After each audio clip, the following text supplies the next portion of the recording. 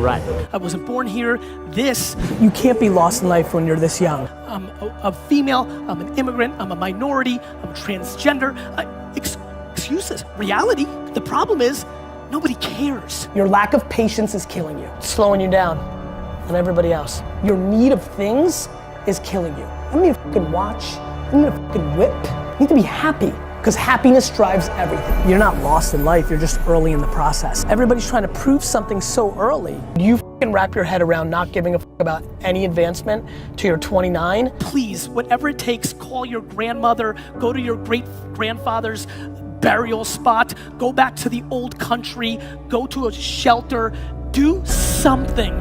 Do something that recalibrates your perspective on what is actually going on here. Every person in here fucking won the lotto. You won. Way too many people have made decisions without ever trying. Everybody's judging themselves way too early. You can literally do 4 different things over the next 2 years, 6 months at a time to figure out everything that you think you might like, you should try to do. Doing something around passion is very similar to love. You're blinded because you like it.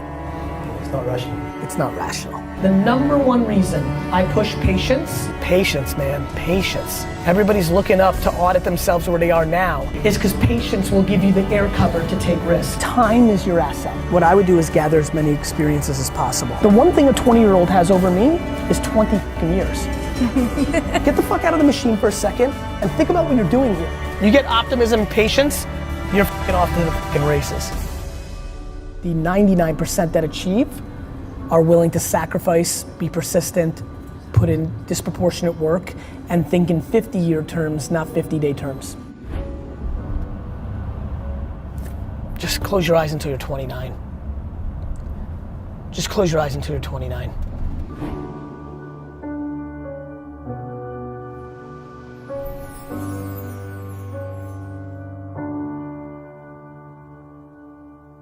Because when you see regret in a man's eyes, it's fucking painful because you can't do shit about it.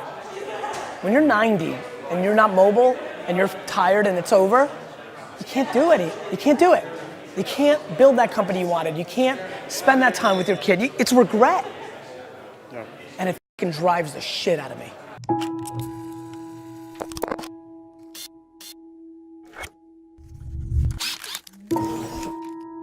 Look, I think failure has to be quantified. If you fail that you never can get up from it again, that's not a good failure. I think failure and adversity are the 2 things I think about. For me, as an entrepreneur and very entrepreneurial and always in my own stuff, all the failures along the way, even going back to like the baseball card show when I was 13 that I paid $400 for a table and nobody showed up to that baseball card show. That was a learning lesson. Those micro failures were super, super important. I think, it depends on your stomach, right? Like if you really fail, like go out of business, I think people take one of 2 ways, right? They're like just finished and they're never able to get off the mat and they go in a different direction. So to me, I think quantifying the failure is important to me. They gotta change, you gotta evolve. Like Madonna did it right. She reinvented herself 14 times. That's why she had a long career. Like you've gotta reinvent yourself. So let's talk about sports. When you're the best athlete and you're like the guy and you're like one of the top 15 players, Draymond Green, he's my buddy. Draymond really worked on his game every offseason. Ricky Rubio, the flashy point guard from Minnesota, if he developed his outside shot, he would have been a much bigger player. He had all the passing skills, the quickness, he's got everything. If instead of going to Ibiza and f***ing chicks in the off season, he worked on his 18-foot jumper, he'd be in the game. If you have ambition, your actions have to match that. And too many people are just like not putting in the work. Their mouth is way ahead of their fucking, actions. Like, really? You're gonna be the greatest NBA player of all time? Why? Because you think you got a little handle on the weekends? You need to shoot 15,000 free throws before school every day. What did you do from Friday 5 p.m. until Monday 7 a.m.? I'm just curious, and I don't think you shouldn't have a weekend, but I think everybody's ambition actually is more predicated on their actions than their words. My friends tell me all the time they're so ambitious, and I'm like, if that's true, then you punt leisure, and you punt concerts at Jones Beach, and you work. I realize what's going on here. One life. I realize that I'm living like this is our only at bat, and most of you aren't. People fucking walking around here like they're coming back. People fucking walking around here like they're coming back. You're not coming back. Well, listen, I don't want to impose my beliefs on others. Maybe you believe you come back. I believe you come back as a tree, or a flower pot, or D-Rock sneakers, and that blows compared to being a human. And so I'm acting that way. I'm acting that way.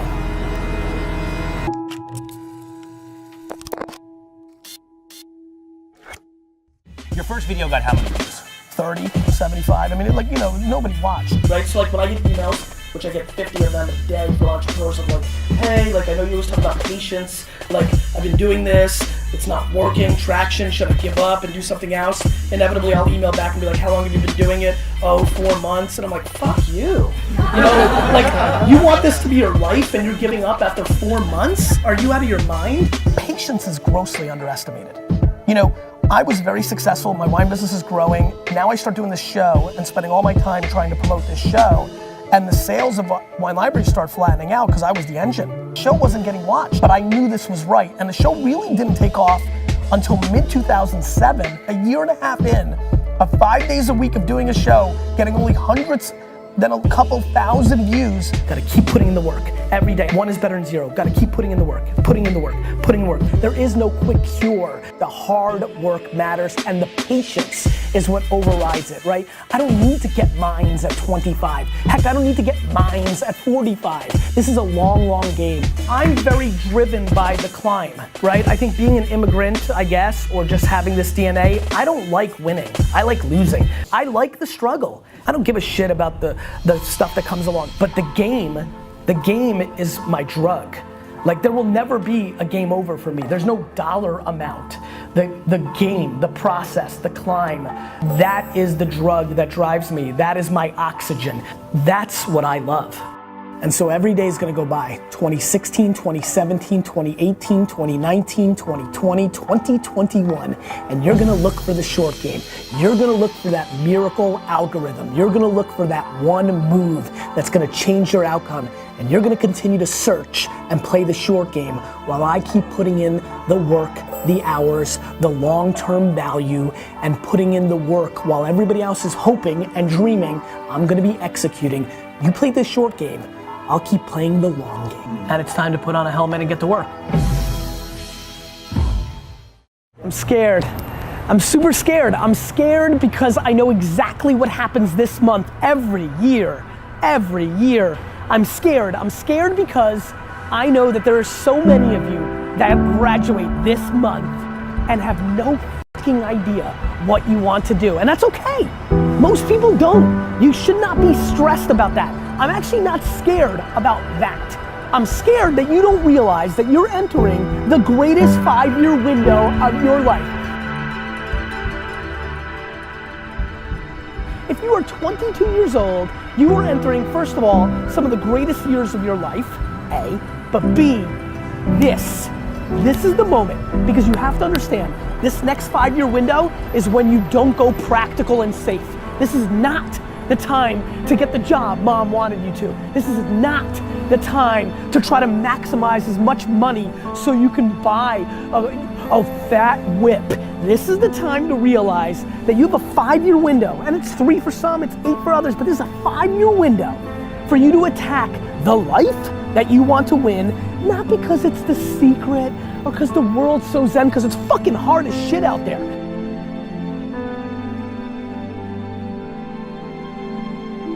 Class is easy, right? What you've been doing for the last 16 years it's structured, it's easy. The world, this thing is hard. However, that contradicts what I'm gonna tell you right now, which is this is the best and easiest 5 years of your life, because this is when you need to attack what you love and what you want to do.